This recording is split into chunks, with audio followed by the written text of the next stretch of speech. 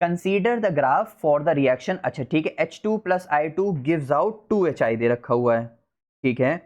फिर उसके बाद हम लोग से यहाँ से कह रहा है reaction calculate the enthalpy of a reaction and activation energy for backward reaction. मतलब यहाँ पे हमसे क्या कह रहा है, एंथैल्पी डेल्टा H की बात कर रहा है, एक्टिवेशन एनर्जी EA की बात कर रहा है। अच्छा ठीक है, बैकवर्ड रिएक्शन। अच्छा क्या तुम लोग को पता है कि हम लोग एंथैल्पी यानी डेल्टा H हम लोग कैसे निकालते हैं? वो हम लोग निकालते हैं प्रोडक्ट माइनस रिएक्टेंट करके, ठीक। कैसे निकालेंगे? Product minus reactant. अब इसका मतलब प्रोडक्ट में हमारे पास क्या दिया हुआ है, देखो इधर रिएक्टेंट एनर्जी दे रखी है, इसका मतलब सॉरी पोटेंशियल एनर्जी दे रखी है, तो यहां पे हम लोग लिखेंगे पोटेंशियल एनर्जी ऑफ प्रोडक्ट, और यहां पे क्या लिखेंगे, पोटेंशियल एनर्जी ऑफ रिएक्टेंट।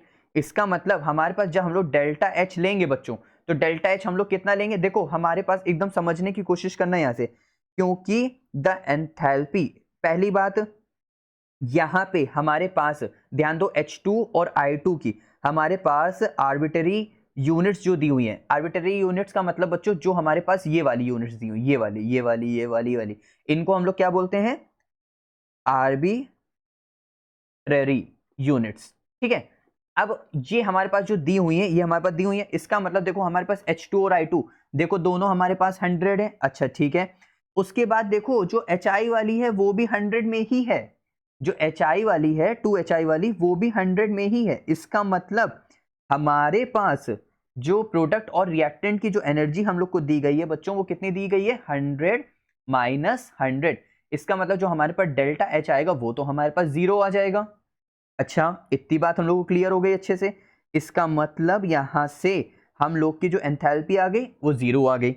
अच्छा अब हम लोग जब देखें कि यहां से EA कैसे कैलकुलेट करेंगे, तो EA हमारे पास क्या है, एक एक्टिवेशन एनर्जी है। EA हमारे पास क्या है बच्चों, यहां से एक एक्टिवेशन एनर्जी की बात कर रहे हैं।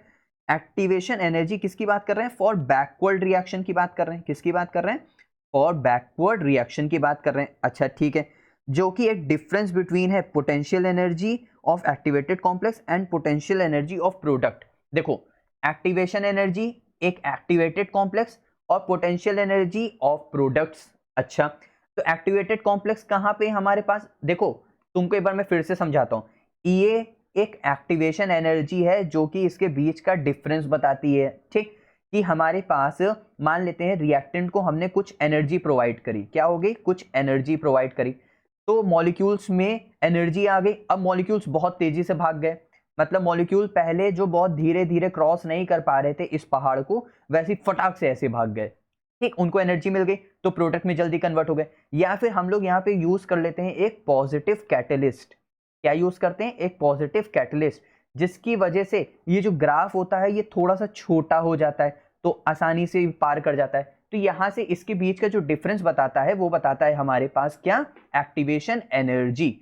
अच्छा ठीक है, इतनी बात हम लोग को और अच्छे से क्लियर हो गई सर। अब यहां से क्या है, देखो हमारे पास जो एक्टिवेशन एनर्जी वो एक एक्टिवेटेड कॉम्प्लेक्स से मतलब है, और ये जो प्रोडक्ट में कन्वर्ट हो रहा है इससे मतलब है। तो मैं यहां पे लिख देता हूं जिससे तुम लोगों को क्लियरिटी में रहेगी। Activation energy is the difference, activation energy is the difference between the potential energy of the activated complex and the potential energy of the products, ठीक। अच्छा इतनी बात हम लोग को समझ आ गई। इसका मतलब अब यहां से हम लोग EA जब कॉम्प्लेक्स फाइंड करेंगे, हम लोग क्या फाइंड कर रहे हैं, EA। जब हम लोग EA फाइंड करेंगे तो हम लोग कैसे फाइंड करेंगे, potential energy sorry activated complex minus हम लोग यहां से क्या लेंगे, पोटेंशियल एनर्जी ऑफ प्रोडक्ट, तो यहाँ पे एक्टिवेटेड कॉम्प्लेक्स एक्टिवेशन एनर्जी कितनी दी हुई है, हमारे पास दिया हुआ है यहाँ से 140, ठीक, माइनस यहाँ से रखेंगे हम लोग 100, तो हमारे पास टोटल EA हमारे पास यहाँ से कितनी आ जाएगी बच्चों, EA आ जाएगी हमारे पास 40। इसका मतलब डेल्टा H हमारे पास आ गया 0, और EA हमारे पास कितना आ गया, फॉर बैकवर्ड रिएक्शन, फॉर कैसा, बैकवर्ड रिएक्शन हमारे पास कितना आ गया बच्चों, यहाँ से 40 आ गया। इज दैट क्लियर, अच्छे समझ आया, कोई भी डाउट नहीं यहाँ तक, पक्का। अब यहां से हमारे पास नेक्स्ट में क्या कह रहा है, और इसका सेकंड पार्ट देख लेते हैं, क्योंकि देखो हमारे पास फर्स्ट पार्ट हो गया ना, सेकंड पार्ट में कह रहा है how will the catalyst affect the rate of reaction, explain. अच्छा, कैटलिस्ट अभी मैंने आप लोग को बताया ना, मैं यहाँ पे लिखता हूं, शायद तुम लोग अगर नोट भी कर रहे हो तो ये भी तुम लोग के लिए बहुत अच्छी बात है। तो यहाँ पे हमारे पास क्या हो जाएगा, अ कैटलिस्ट, यहाँ पे लिखना जिसका फंक्शन रहता है will increase rate of this reaction, ठीक। और क्या करेगा, बाय लोवरिंग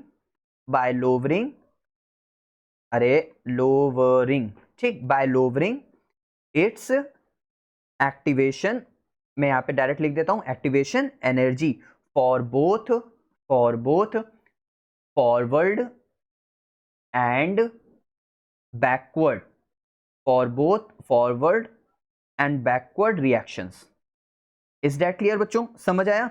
अब प्रोवाइड करता है, जिसकी वजह से उनको क्या प्रोवाइड कर देगा, एक अल्टरनेटिव पाथवे, क्या प्रोवाइड करेगा, एक अल्टरनेटिव पाथवे उनको प्रोवाइड करेगा, जिसकी वजह से रिएक्टेंट मॉलिक्यूल क्या करेंगे, to overcome the energy barrier and thus speeding up this reaction.